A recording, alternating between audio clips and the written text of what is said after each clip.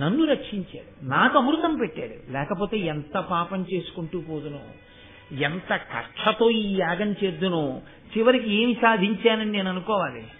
అలా కాకుండా నన్ను రక్షించాడు మహానుభావుడు.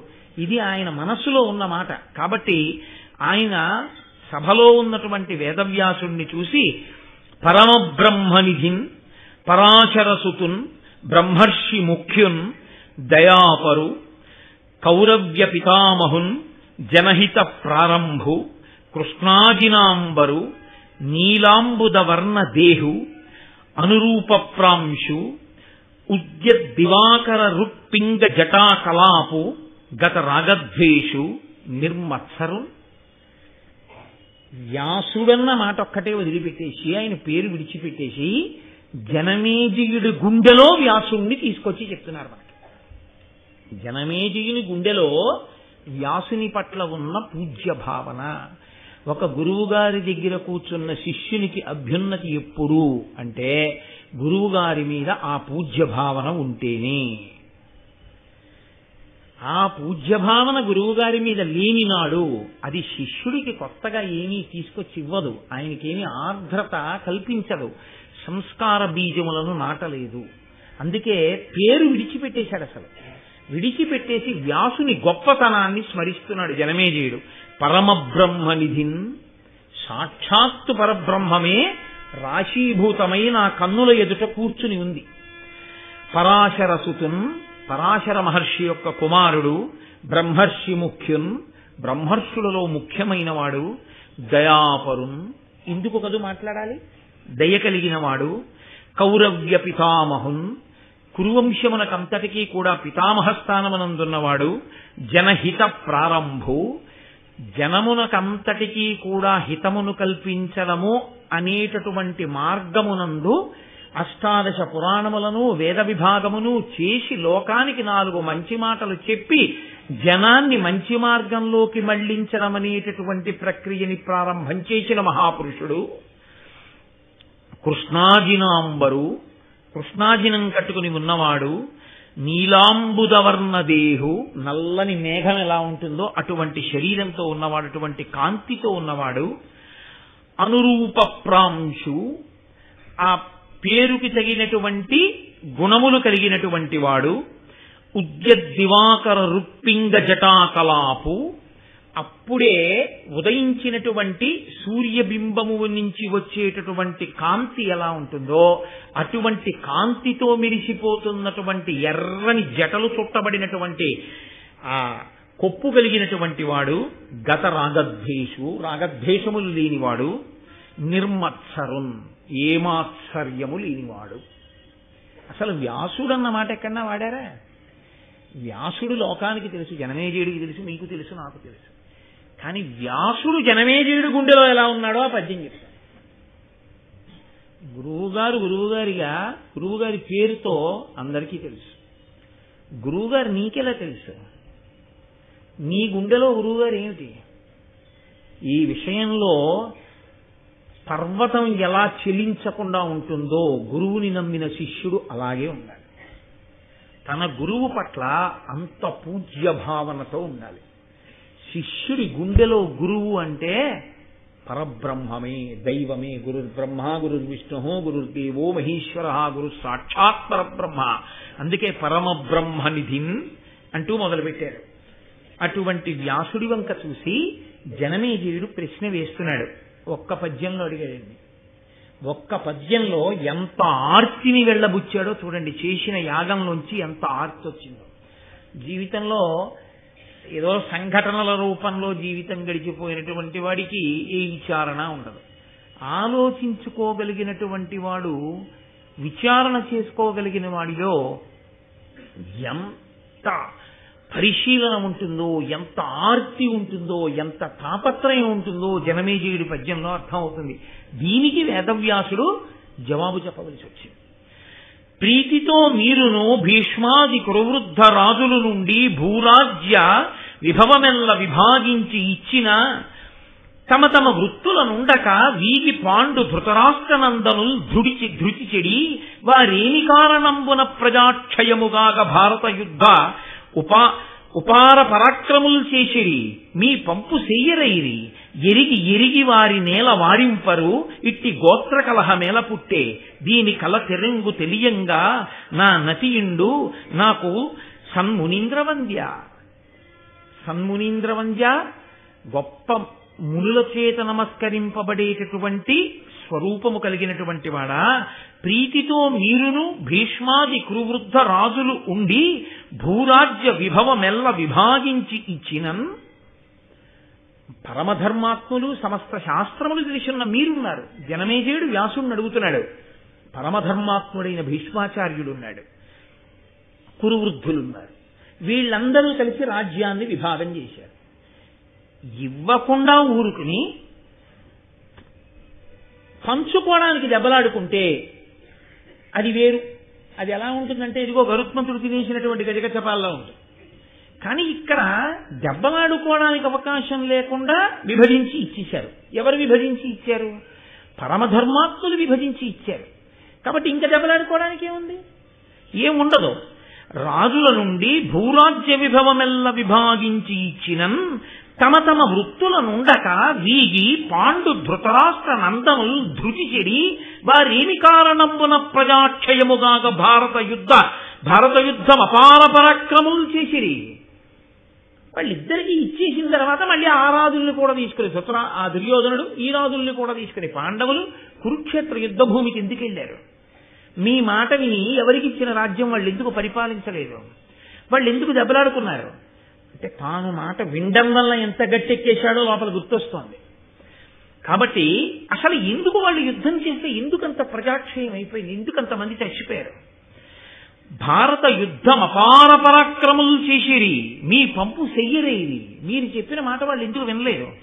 ఎరిగి ఎరిగి వారి నేల వారింపరు ఇట్టి గోత్ర కలహమేల పుట్టే. బంధువుల్లో ఇంత కలహం ఎందుకు వచ్చింది? వాళ్ళని ఎవరూ ఆపలేకపోయారా? దీని కల తెరంగు తెలియంగా అనతియుండు నాకు సన్మునీంద్రవంద్య. ఇవన్నీ నాకు తెలుసుకోవాలనుంది. కాబట్టి నాకు అసలు ఈ గొడవలు ఎందుకు వచ్చాయి, ఎందుకు మాట వినలేదు మీ వంటి పెద్దలుండగా? ఎంత అంటే పెద్దల మాట విని ఉంటే అన్నదొకటి జనమేజయుడిలోకి వచ్చిందా లేదా? జరిగిన సంఘటనల వల్ల చాలండి గట్టెక్కిపోయాడంటే జనమేజయుడి జీవితంలో. తెలియక తప్పు చేయడం తప్పు కాదు, తెలిసున్నవారు చెప్పినప్పుడు దిద్దుకోవడం గొప్ప. అది వచ్చేసింది జనమేజయుడికి.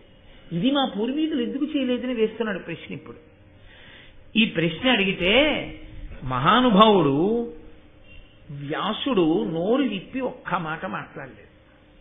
ఆయన వైశంపాయనుడి వంక చూసి అన్నాడు, నువ్వు చెప్పు అన్నాడు. ఏం అలా ఎందుకనాలి?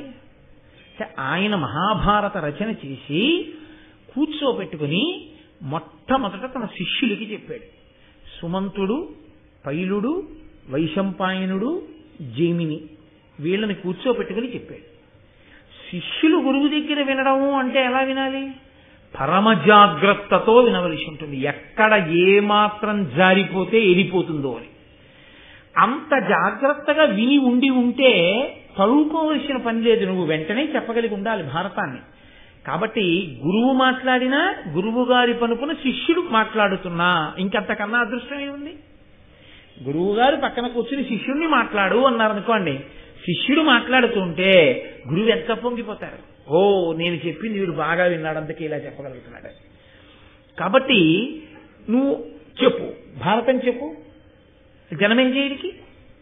ఇప్పుడు మీరు ఒక్క విషయం ఆలోచించాలి.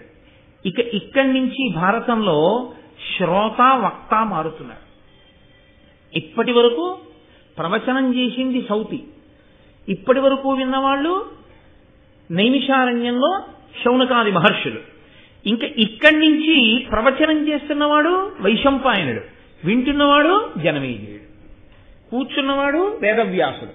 అంటే మొదట ఎవరు చెప్పారని సౌతి చెప్తున్నట్టు ఈ సంఘటన సౌతి చెప్తున్నాడు. కాబట్టి మొట్టమొదట మహాభారతాన్ని వ్యాస సమక్షంలోనే ప్రవచనం చేసినటువంటి ఘనత వైశంపాయనునకు దక్కింది. వైశంపాయనుడు భారతాన్ని ఏ కారణం వల్ల వ్యాసుడి యొక్క పాదాల దగ్గరే నిలబడి తడువుకోకుండా అంత గొప్పగా భారతాన్ని చెప్పగలిగాడు? ఒకే ఒక్క కారణానికి చెప్పగలిగాడు. ఏ కారణానికో తెలుసా అండి? తన గురించి ఒక్క పద్యం కూడా చెప్పకపోవడం వల్ల. ఇది భారతంలో పరమరహస్యం. ఇంత భారతాన్ని ప్రవచనం చేసినటువంటి వైశంపాయనుడు తన గురించి కాని తన తల్లిదండ్రుల గురించి కాని ఇంత భారతము చెప్పినటువంటి వాడు ఈ వైశంపాయనుడు అని ఎక్కడా చెప్పలేదు. ఆయన భారతం చెప్పే ముందు చేసిన పని ఏమిటంటే, గురువుగారు భారతం చెప్పు అనగానే వేదవ్యాసుడి పాదముల దగ్గర సాష్టాంగ నమస్కారం చేశాడు. చేసి, గురువర్యా మీరు ఆనతిచ్చారు అంటే కార్యం జరిగిపోయినట్టే, ప్రవచనం చేస్తాను, మీరు శాసించినట్లే భారతం చెప్తాను. వ్యాసుడి గురించి చెప్పాడు తప్ప అసలు తన గొప్పతనం ఎక్కడా ఆయన మాట్లాడలేదు.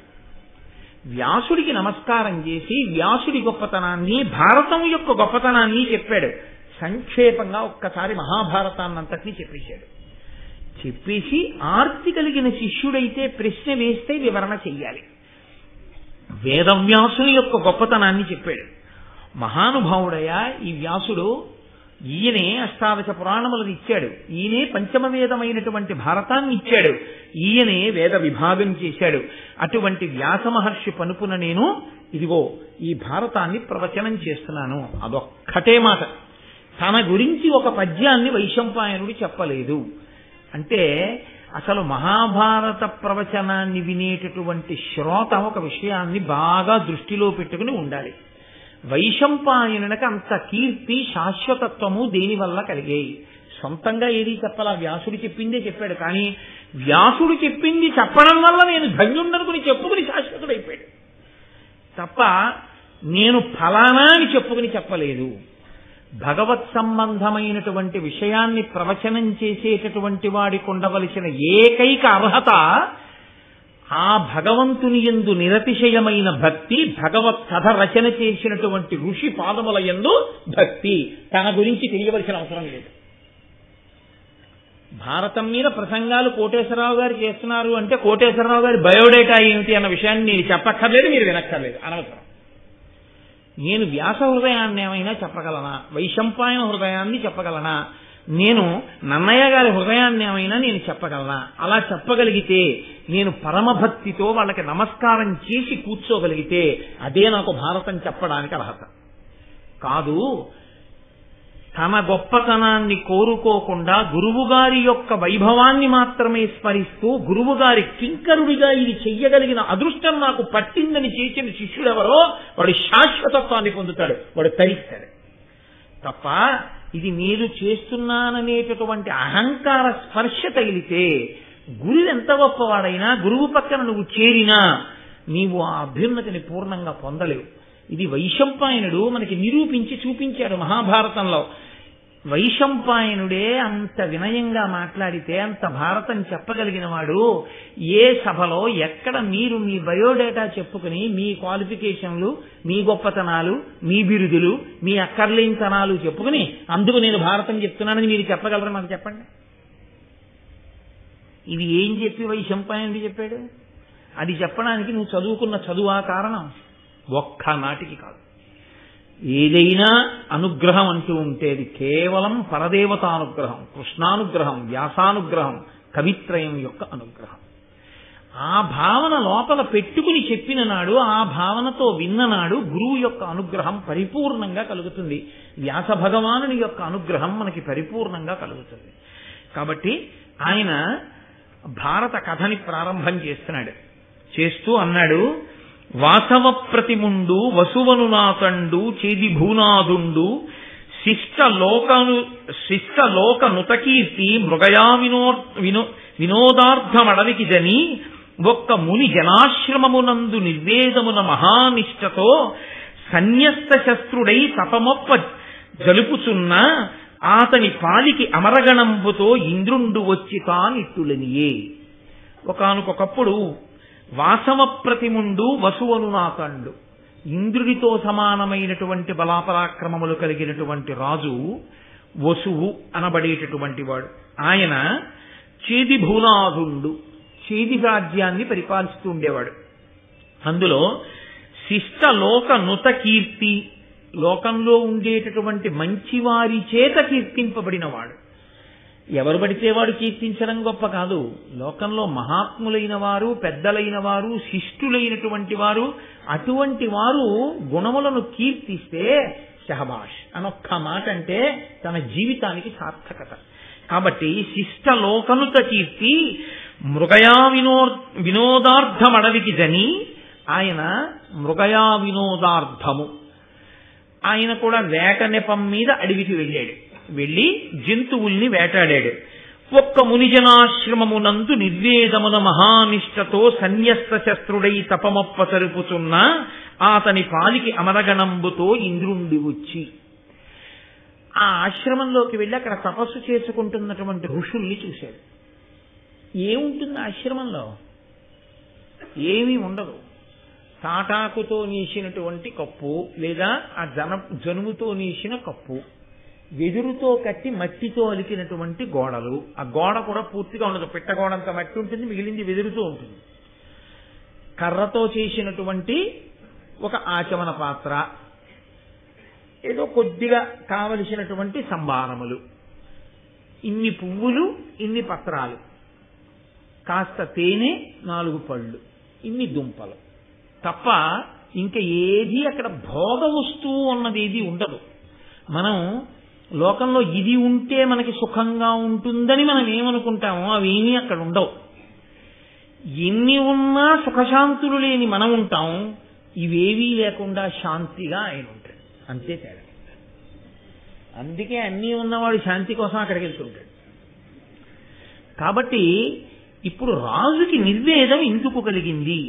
ఒక్క మునిజనాశ్రమమునందు నిర్వేదమున మహానిష్టతో సన్యస్త శస్త్రుడై తపమొప్పదలుపుచున్న అతని పాలికి అమరగణంబుతో ఇంద్రుండు వచ్చి తానిట్టులనియే అనవలసిన అవసరం ఏంటి?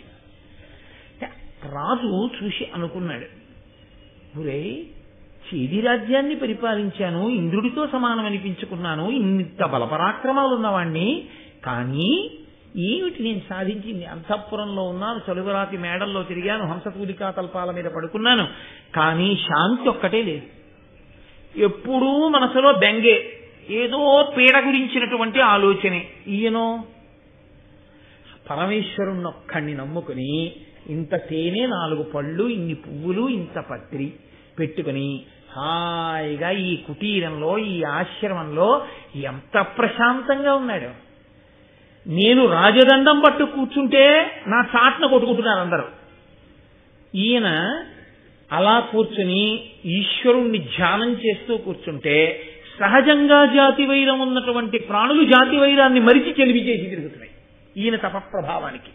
ఇది కదురా అసలు మనిషి శాంతిగా బతకడం అంటే. ఇది ఏమిటి నేను పొందింది ఆ రాచరికంలో, ఏమిటి నేను పొందింది ఆ ఐశ్వర్యంలో? వద్దు అని ఇది నిర్వేదం. అయ్యో, నేను చేసింది నాకు దేనికి పనికొచ్చిందన్న భావన కలిగి ఆయన కూడా సైన్యాన్ని దూరంగా పెట్టేసి ఆ అస్త్రాలు శస్త్రాలు తీసి అవతల పారేసి చిచి వీటి గొడవ ఇంకొద్దని ప్రశాంతంగా కూర్చుని తపస్సు చేసుకోవడం మొదలెట్టాడు. చాలా చిత్రమైన విషయం కదండి. మార్పు రావడాన్ని మాట్లాడుతోంది భారతం అని మీరు గుర్తుపట్టాలి. జనమేజయుడు మార్పు దగ్గర మొదలుపెట్టి మార్పు రావడాన్నే మాట్లాడుతోంది. ఇంకా ఇప్పుడు ఆయన దగ్గరికి ఇంద్రుడు అమరగణములతో వచ్చాడంటే దేవతాగణములతో కూడినటువంటి వాడై ఈయన దగ్గరికి వచ్చాడు.